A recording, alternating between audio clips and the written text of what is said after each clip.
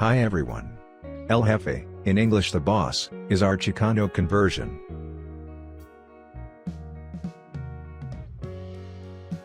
With this bike we pulled out all the stops again to create a really cool Chicano with class. Because our goal is to grow with every project and to set the level a little bit higher. Since the TV series Sons of Anarchy at the latest, Central Europeans have been familiar with the pompous design of lowrider bikes. Glittering paint, white wall tires, fat handlebars and the eponymous air suspension make this bike worthy PF the name lowrider. By the way, lowriders originated in the Mexican immigrant quarters of Los Angeles in the 60s. A lowered motorcycle is not always a lowrider, but a lowrider is always a lowered motorcycle or car. In contrast to many other lowrider conversions in the custom scene, a current brand new Milwaukee 8 Heritage has been chosen as the basis for this. This means that the handling characteristics in response and cornering, as well as engine characteristics, are at the highest technical level. The close to production geometry gives the El Jefe good rideability and can be steered through all corners with ease. With its enormous torque, the 114 cubic inches engine invites you to take it from the lowest rev basement and unfold its power constantly until the next gear change. The El Jefe is lots more than just a pretty face, and shines from any angle, not least thanks to the spectacular paintwork of the legendary Kruse from Cayman. The fenders, air ride suspension, as well as the 5-piece spoke wheels machined from the best aluminium are all from our production. The pulley brake move to the left and the deep-drawn headlights are only some of the details that make a second look worthwhile.